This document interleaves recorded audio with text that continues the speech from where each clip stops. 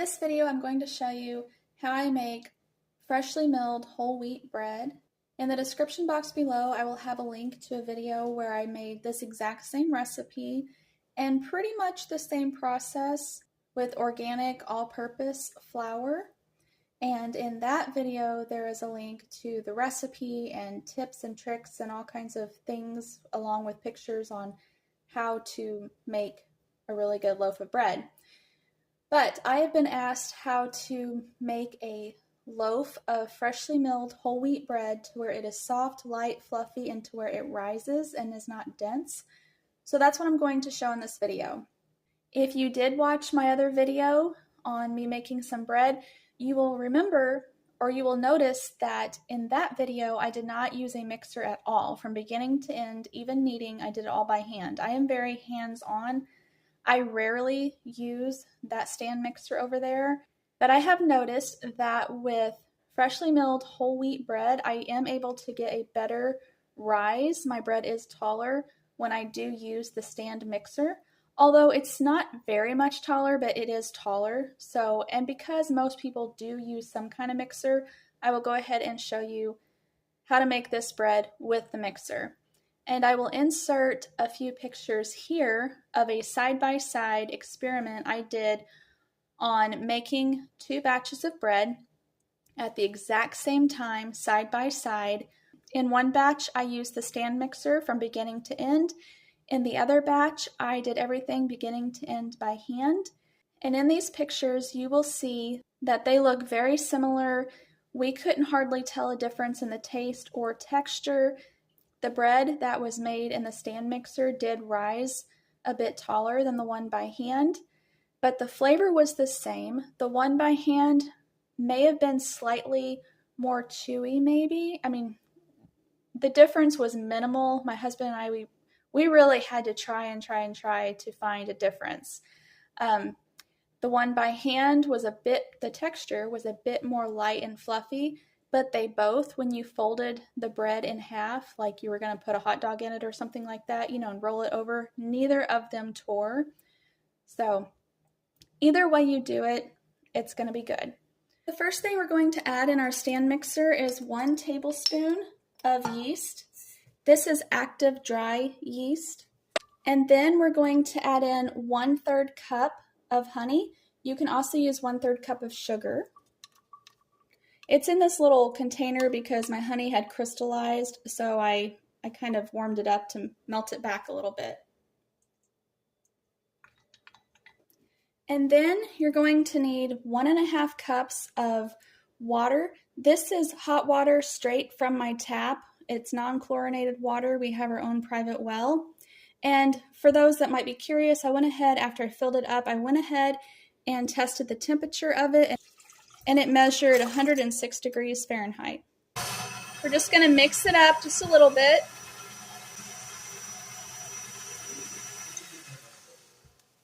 Okay. And I'm just going to take a spoon, make sure that it's all mixed up there on the bottom. All right. And now we're going to let this sit. This is what it looks like right now, all mixed up. So we're going to let it sit until it proofs. While the yeast is proofing, we're going to go ahead and grind our wheat berries into flour. These are organic hard white wheat berries that I bought from Azure. The link will be in the description box below. And we're going to grind 3 cups of these berries. Until you're familiar with the supplier of your berries, you might want to sort through them like you would beans. Sometimes there's chaff. Sometimes there could be little bits of what looks like rock or stone. Anyway, you just might want to, at least until you're familiar with your supplier, sort through your wheat berries before you place them in the grinder so you don't potentially damage your grinder.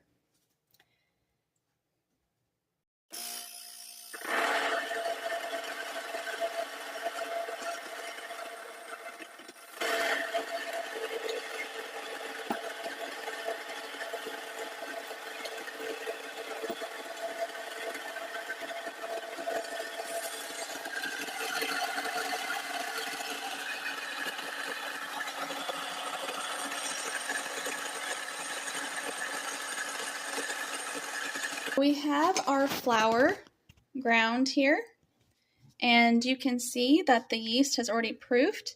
But another thing I like to do, this is completely optional. You do not have to do it. But we like our bread to have like a nutty flavor.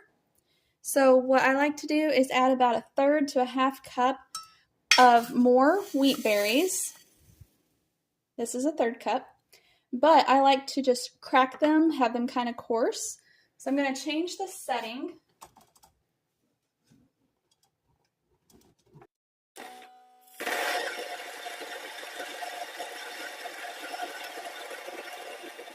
And you can see it's more coarse. We really like this nutty texture and flavor in our bread. Over here is the yeast that has proofed. And you can tell it's proofed by the foam on top, like that. See that foam? Okay. So I'm going to just give it a couple mixes. All right. Now, let's add some other ingredients. Now we're going to add 1/3 cup of oil. It's going to be a liquid oil. You can add any oil you want. Olive oil. This is extra virgin olive oil. You could use liquid coconut oil, avocado oil. You could even use the seed oil if you want. And then we're going to add in 1 egg. The egg is optional, but it does help to give the bread a softer texture. And we're going to mix that up. So far, the only setting I've been using on the mixer is the setting 1, which is stir.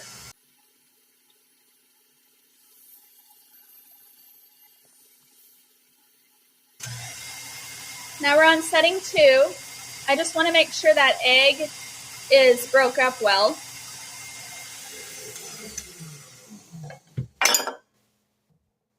I'm just going to look at it.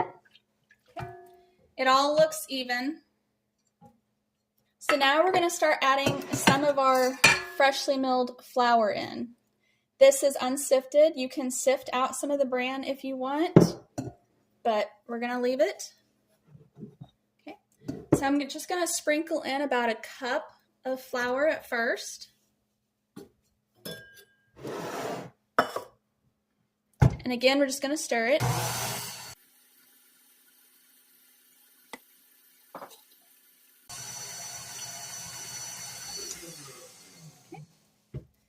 I'm just going to look at it, make sure that flour is all stirred in well, and it is.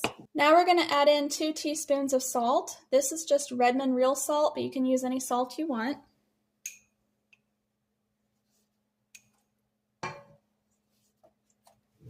We're going to stir that in.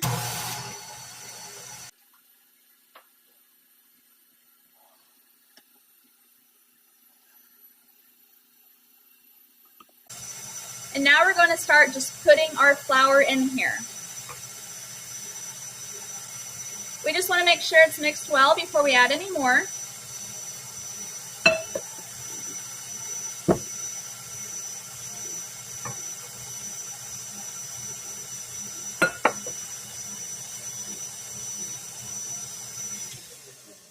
Let me see if I can get you a better angle.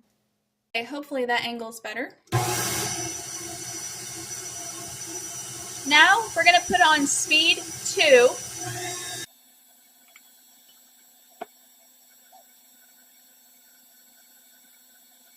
Here in a little bit, we will switch over to the dough hook. But I only do that once it starts kind of caking onto the whisk.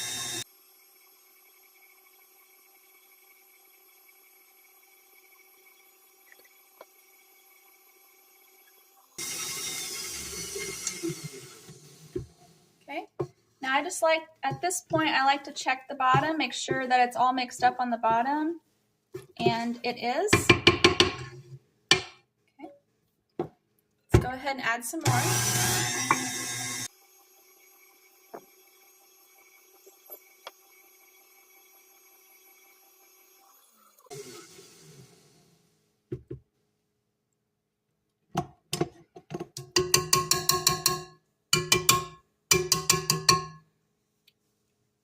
Okay, now we're going to put the dough hook on.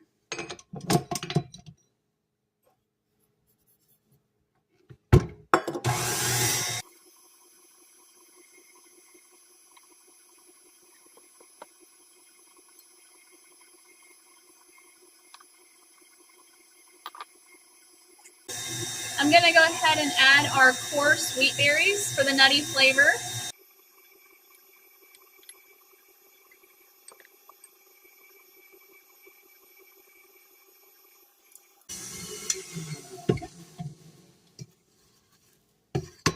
I'm just going to go on the bottom here, make sure there's no flour on the bottom. I'm going to sprinkle some more flour on. We're on speed 2. We won't go any higher than speed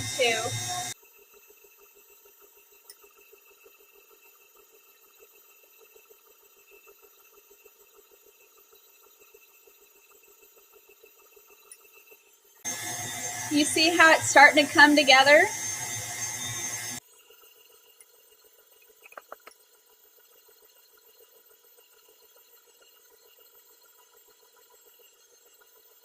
I don't add any more flour until I see that what I previously added is all mixed in.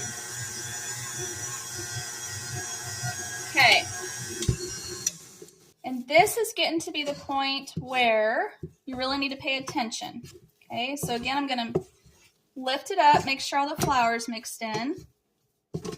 Now, at this point, I want it to be tacky, but it's still kind of sticky.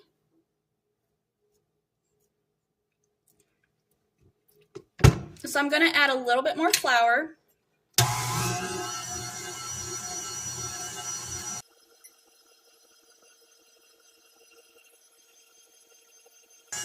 You see how it's wanting to come together? And if you look closely, you can see the gluten strands starting to develop. I'm going to add just a little bit more flour.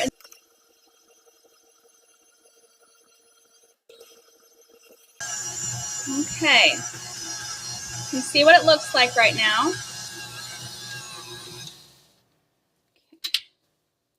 Now, let's go ahead and feel it.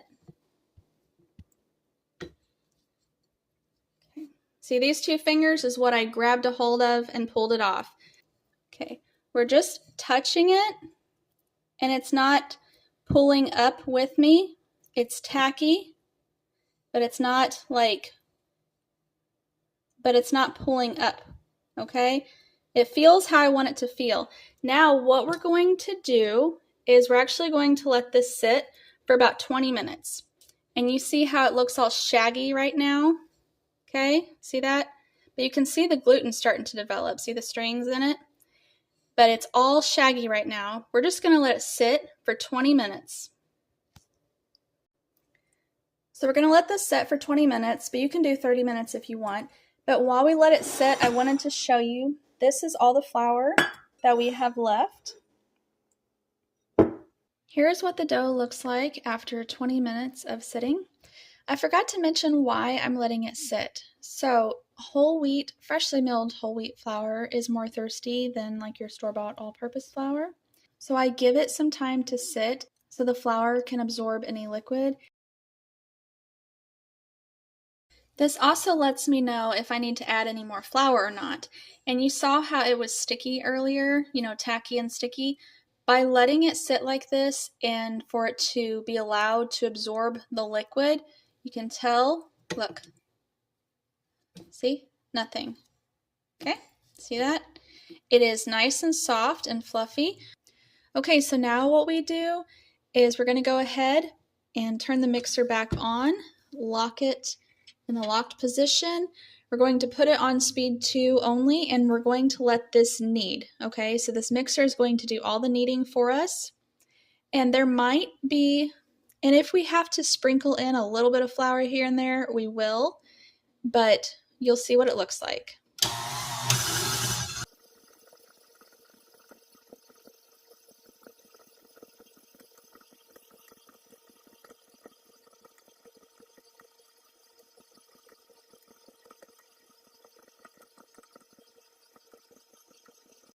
I'm just going to sprinkle in just a little bit of flour as needed.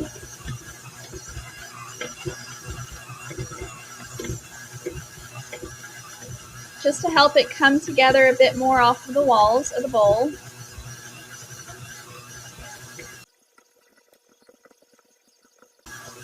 And this is fine. It is just like when you're kneading by hand, how you have to flour your hands.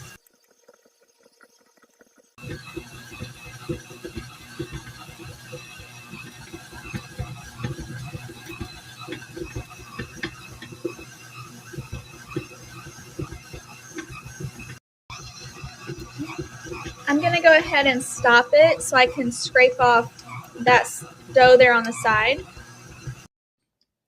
While I've got this stopped, I want to go ahead and show you what it looks like right now. It's only been kneading for about 5 to 6 minutes. So I want to go ahead and show you how far it stretches and what it looks like when it tears.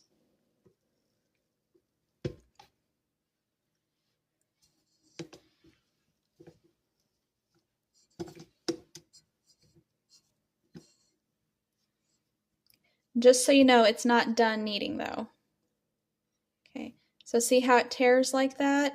It's not done kneading. There's not enough gluten developed.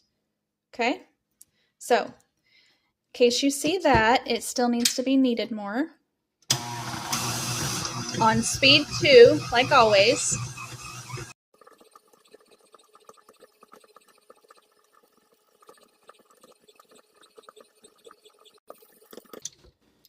Okay, it has been kneading for 10 minutes, so let's go ahead and take a look at it.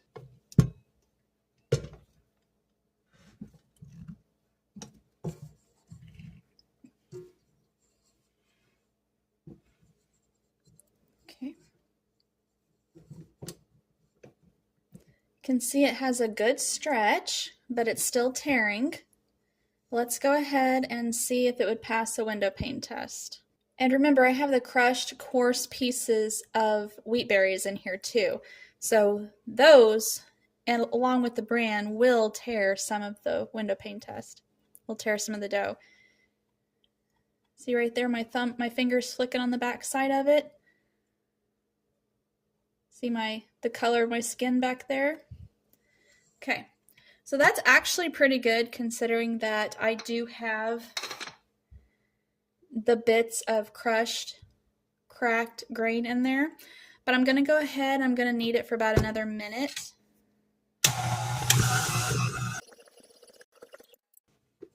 Okay, so there is the other minute. Let's go ahead and see how it looks. Get that out of my way so it's easier to work with. Let me go ahead and dampen my fingers. So I just put some water on my fingers to make it a little easier here.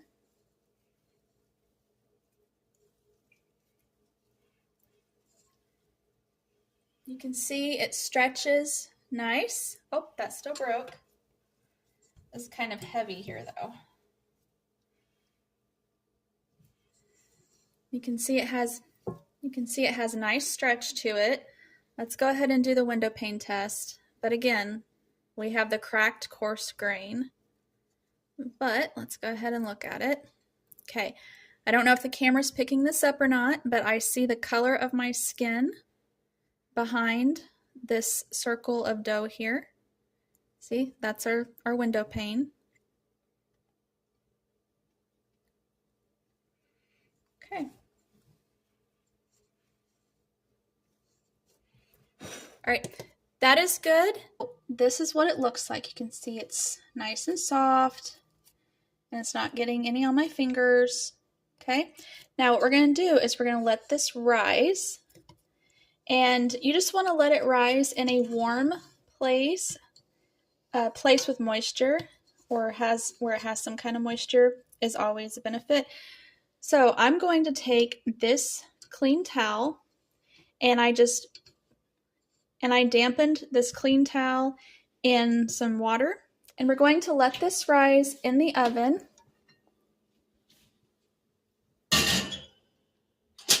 Okay, and it's going to rise in the oven with just the oven light on, the door closed, no heat.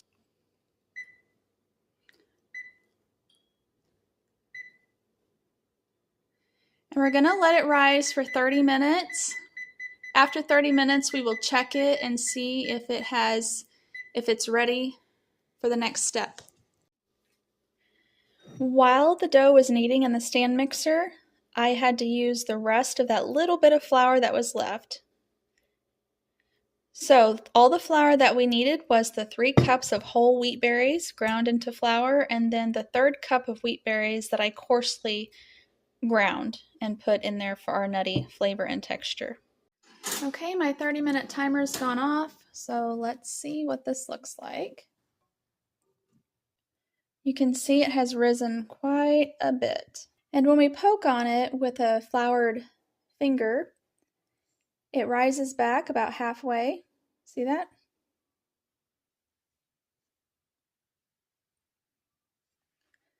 And see how that one's even more closed now? All right, so this is ready for the next step. The next step is to shape our bread loaves and put them in the pans for their second rise. This recipe makes 2 loaves of bread. My pans are both 8.5 inches long by 4.5 inches wide by 2 5/8 inches tall. Okay? Now, I have oiled both pans with some extra virgin olive oil, but I will go ahead and I'm going to flour one of the pans. I'll show you how to do that, and I'll tell you why in a minute.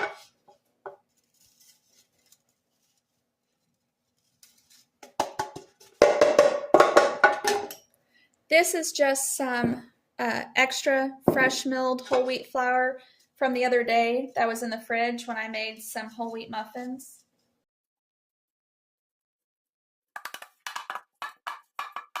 Okay, so the reason I wanted to show you these 2 methods is because it depends on how you like your crust to look.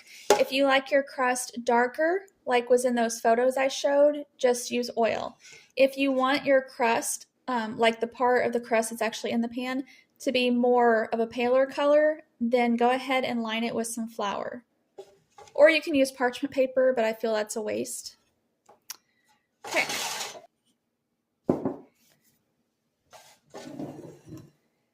Now we're just going to turn our dough out here onto the counter, trying not to tear it. We don't want to tear that gluten.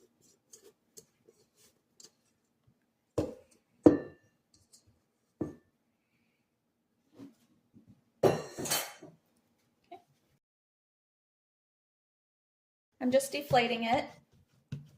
Okay. I'm going to take my bench scraper and try to eyeball it and cut it in half. Okay.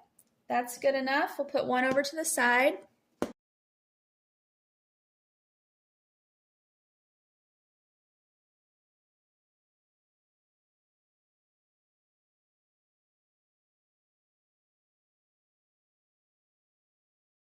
So the purpose of shaping is you want to shape it to where it'll fit in your pan, but also you want the top to be nice and tight.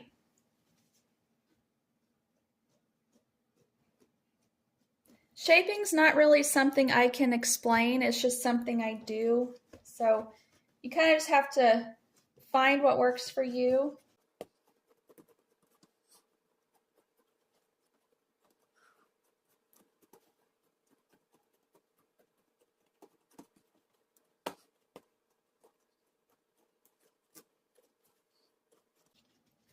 Just trying to get a nice tight top there. And if you have one side higher than the other, it's okay, but that taller side will tend to bake taller. The final product will be taller on that one side. So I try to like smush it this way if that was the case.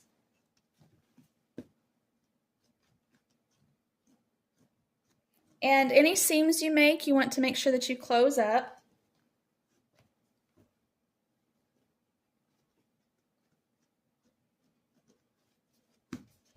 You can put it on its side and put your hands on the back bottom of it and slide it to you a little bit to try to get that top tighter. Okay. So we're just going to put this one here in the oiled pan and just smash it down a little bit. Try to distribute the size of it. All right. Now let's do the other one.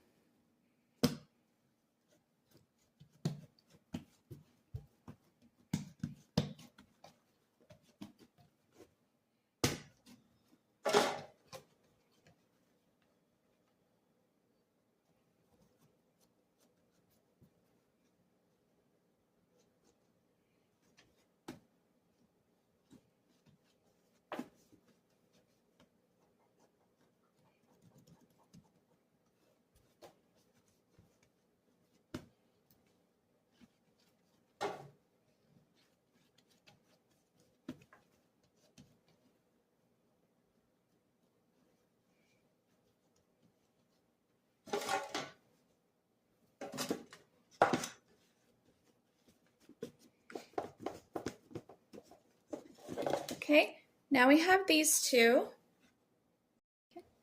Now what I like to do before they go in for their second rise, I just like to take an egg wash. This is just a raw scrambled egg with just a very little bit of water, and I just brush it on top of the two loaves. I do this because I like that pretty golden color that it gives when it is baked.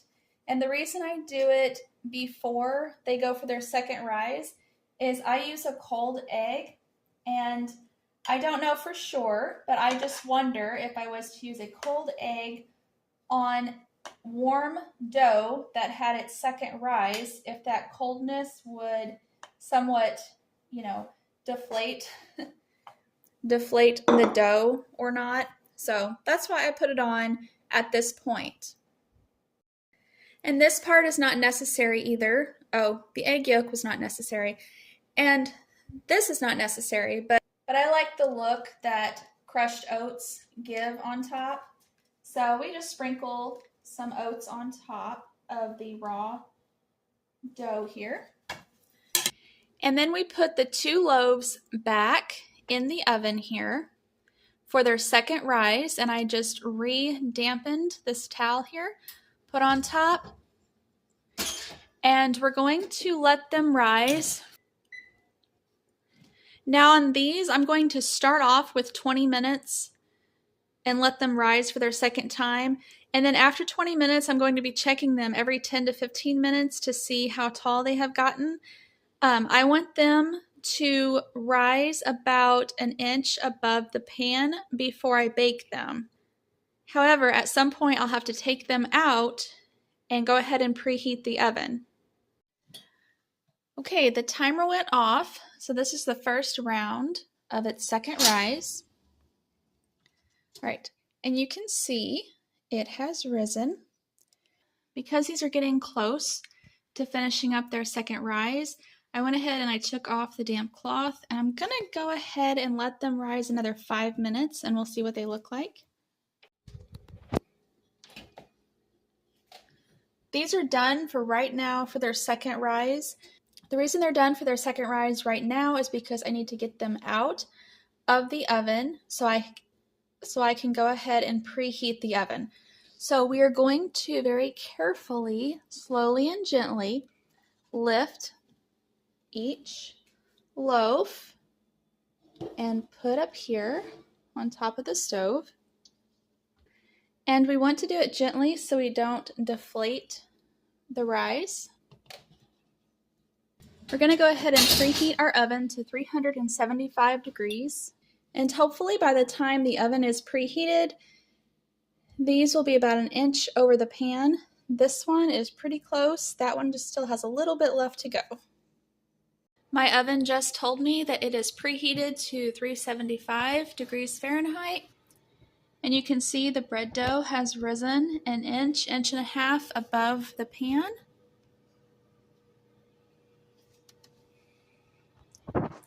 So that's what we're looking for. Let's go ahead and put them in the oven. Now we put those in the oven very carefully and gently so as to not to deflate them. Now I'm going to time this for 30 minutes. My oven is a gas oven and I'm using the convection bake option. On my last stove and oven was electric and it did not have a convection bake option. However, 30 minutes in a preheated 375 degree oven was absolutely perfect for this recipe. The only thing is about halfway through, I would most often tint some foil on top to keep the tops of the bread from getting too dark for our liking. So if you're concerned with having the tops of your bread too dark, you might want to check it in about 15 minutes, about halfway through, and add and tint foil on top of it, either the last half, or you can just do like the first 10 minutes of baking, tint foil on top of it, and then remove it and let it continue. Okay, the timer went off, so let's go ahead and get these out of the oven.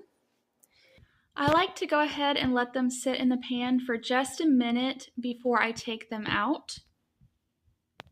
Here's what they look like.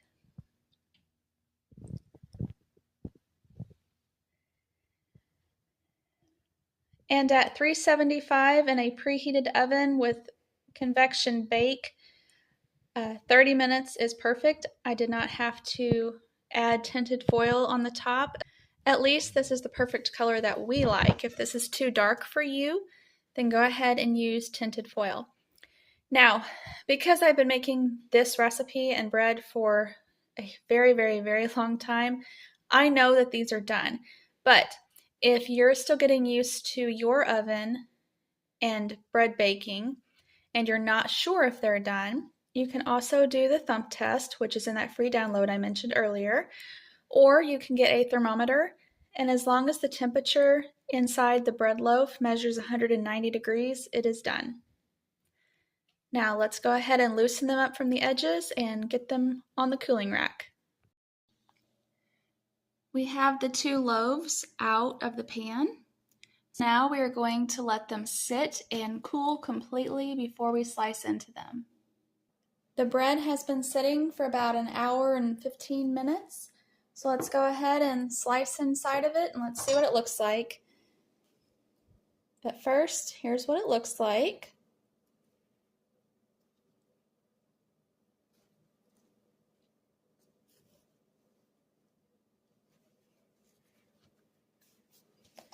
All right.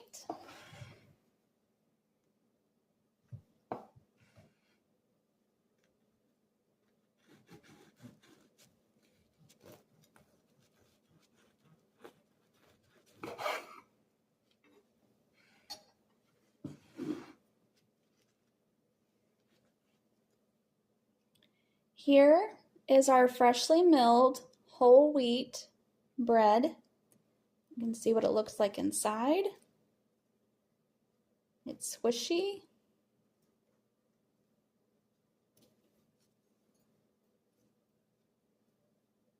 See?